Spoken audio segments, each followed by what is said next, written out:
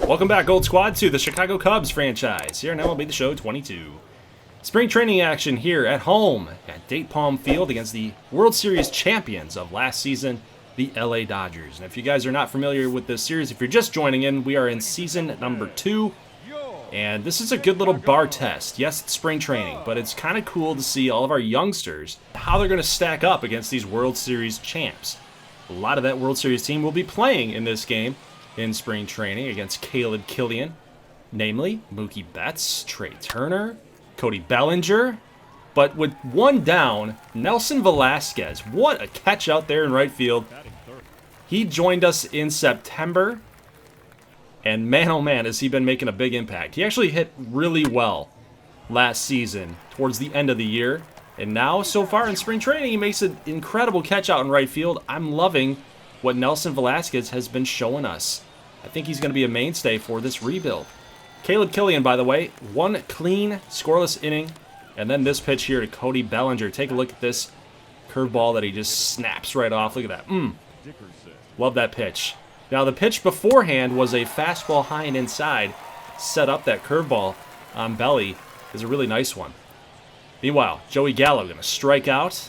A high and outside fastball, so Caleb Killian through 2 has left the Dodgers scoreless. Matt Beatty, a free agent acquisition, going to lace a single right by Freddie Freeman at first base. Next batter up, we've got a ground ball from Clint Frazier. Almost double play, but good running down the baseline. Good hard 90 right into second base by Matt Beatty. But Chris Morel going to swing at this pitch and strike out against Walker Buehler. Always a tough test. Cody Hosey, ground ball here to Vargas. He's going to make a good effort, but just not enough time to throw out Hosey, who's running hard down the first baseline. So Vargas, you know, we talked about Vargas in a AAA update a season ago, and I'm really liking what I'm seeing out of Vargas. So not only was he's good at he's got timely hitting going, he's got great defense so far. I'm really liking the effort being shown here. Hernandez, Eliezer Hernandez, gonna strike out Mookie Betts. Next batter up, Patrick Bailey, gonna lace a single right through that first base, second base side. So Bailey gets out with a single. Vargas gets out with a walk. PCA offers at a pitch that he probably shouldn't have. That's Walker Buehler's 4th strikeout. Next batter up is Brennan Davis. Ground ball here to shortstop. He flips over to second, and the inning is over. So the Cubs' little mini threat there goes to the wayside after a good play by Trey Turner. Next batter up here for the Dodgers. Look at this. Look at this throw by Chris Morel. Great job. Even in the shift, he still had to run to his right, make a backhanded play, and still get the throw off. I love to see that.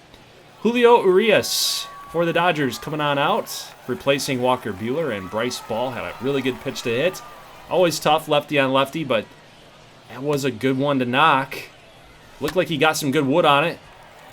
Just didn't get enough of it, apparently.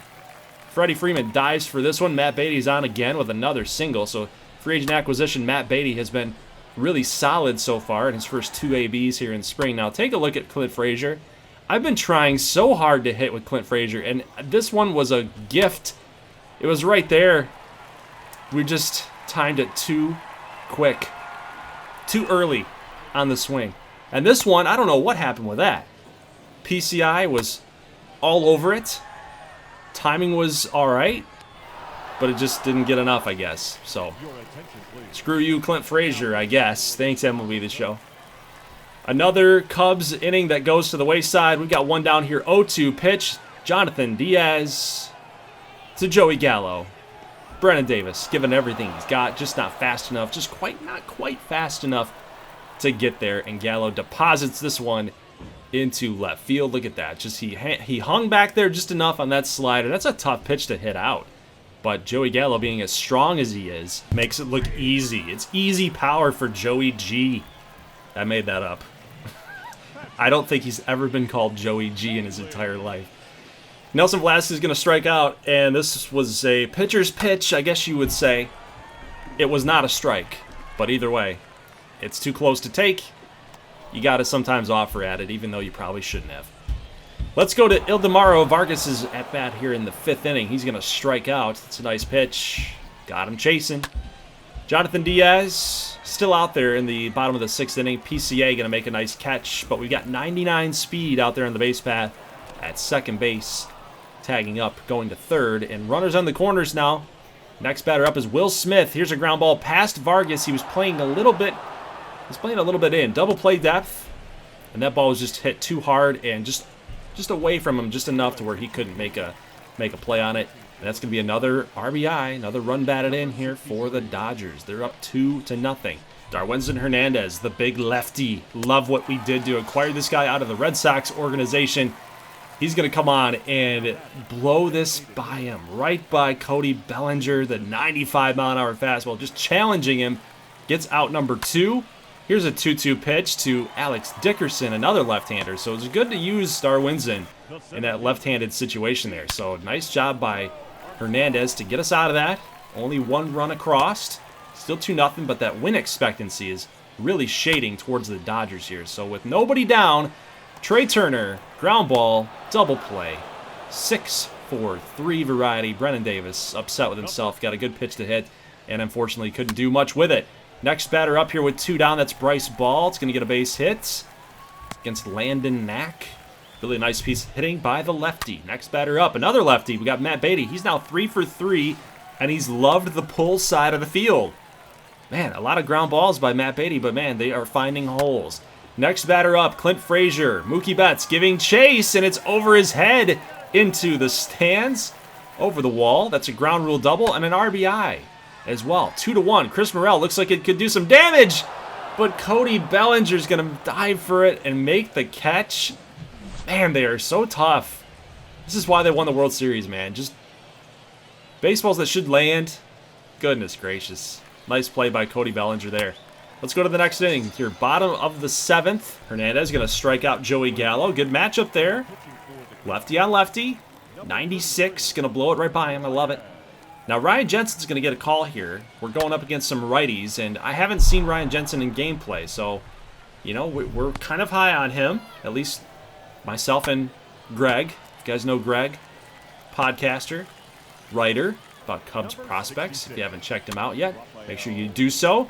Links are inside the description of each and every one of these Cubs videos. So he's been a major asset to explaining a lot of these Cubs prospects to us. So Ryan Jensen gets the job done here in the top of the 7th. And now in the bottom of the 7th, Ildemaro Vargas. Home run. Solo shot, 385 feet. Ball didn't have a lot of exit velo on there, 96 miles an hour, but it did get out, and it counts just the same. Nice job by Vargas, man. So he has come up in a lot of our gameplay with some clutch hits. This one was clutch as well. 2-2 now. David Peralta going up against Ryan Jensen.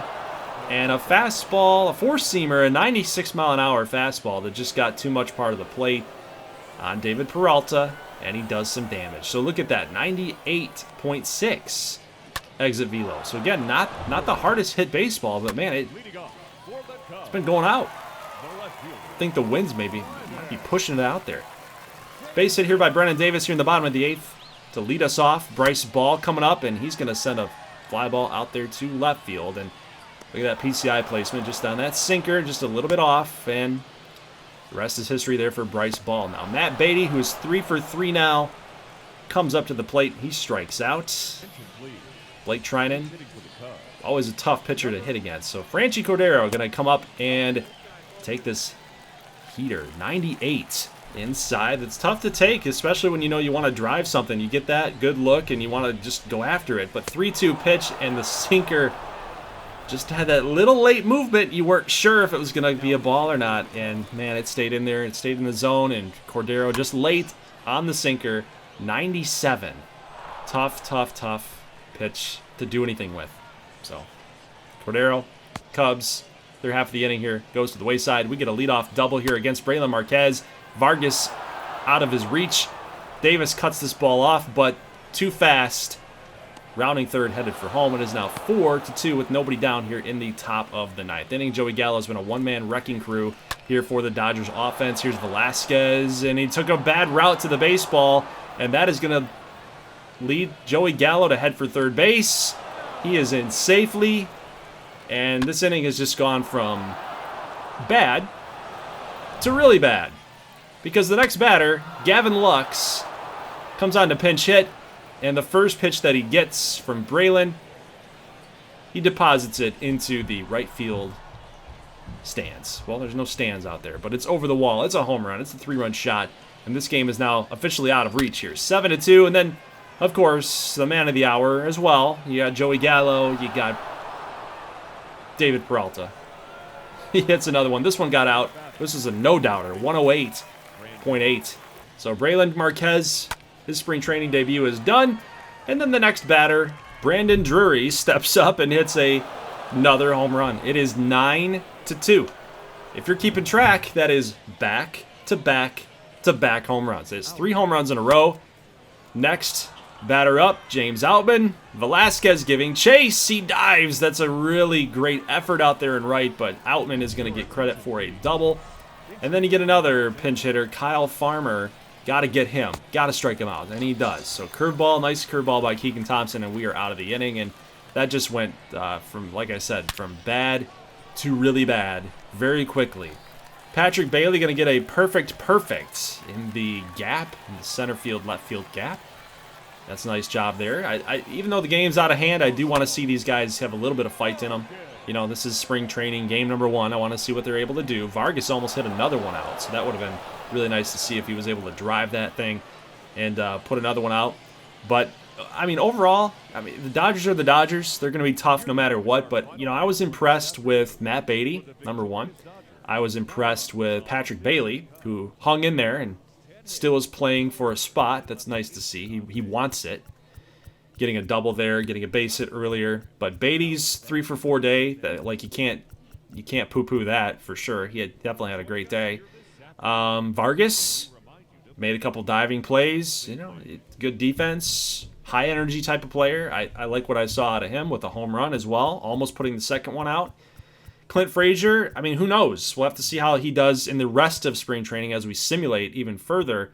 But I was impressed with those guys for sure. Velasquez made a nice play in right field. Then again, he also didn't make a play in right field. Also, he took a bad angle to it. Obviously, my fault as the user, but for storyline purposes, you put it on the player. Just have some fun with it. But Caleb Killian was solid too. And actually, through spring, he's got a .96 ERA, so he's been pitching really well through. I think it was about 9 innings there for Caleb Killian so far. So I really like what I'm seeing there. Stroman not getting a whole lot of action, 7 innings right now. So we're just switching our rotation, putting guys in, putting guys out.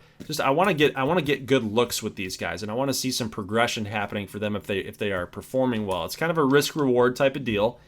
If they pitch poorly, you could see some regression, but I'm banking on the fact that these guys will pitch well. And as we see, we're getting a couple losses here, but they're close losses, 3-6, 4-5. We get a win here over the Dodgers, 4-1. And now that we're in the middle part of spring training, we can get a little bit of an update here. Frank Schwindel's hitting well. Suzuki, Happ, not doing so well. Brennan Davis at a 286 is all right. 213 for PCA. I would have liked to see a little bit more of that, a little bit better results there. But Vargas has 3 home runs in the spring, and I think he's made a case to be a part of the big league club this season. Chris Morel, you'd like to see more from him. Rivas with 111. It's just, man, we're just not hitting. The offense has not been coming around here in the spring. We win 10-7, 7-5, 5-3, 2-1. So we're playing a lot of close games. 1-0 against Cleveland. Seattle a 6-4 win. 3-12 loss against the White Sox. And let's see if we can end the spring on a high note. Can we? Can we do it? Yes, we win 5-3 against the Southsiders. 286 for Madrigal, 195 for Suzuki, under 200. That sucks. 243 for Happ. Maybe it's nothing to worry about, but 293 for Rivas. He really stepped it up here in the second half of spring training. Alberto with 40-some at-bats with 290. Schwindel, 350. Fortes with 200, but he only had 10 at-bats.